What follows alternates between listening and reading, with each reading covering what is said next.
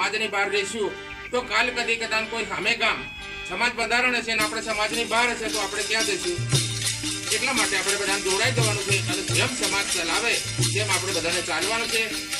અને અમારા આ વડીલો ખાસ ઘણા જગ્યા પર ઘણા મિટિંગો થયા છે ત્યાં અમારા આ વડીલો જાય છે. અમે તો જતા નથી પણ કદાચ અમે આજે અહીંયા મિટિંગમાં આવી અને કદાચ અમે પણ કદાચ પહેલા નંબરમાં નામ લખાઈ છે અને અમે પણ આજે બંધારણમાં આવી જાય છીએ અને અમે બંધારણમાં જ છીએ, બંધારણ જેવું જ છીએ.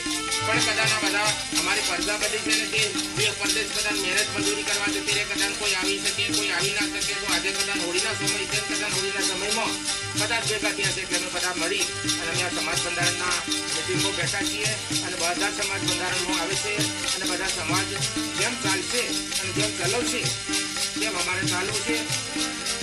આટલું અમારી વાળા આપું છું. જય ના.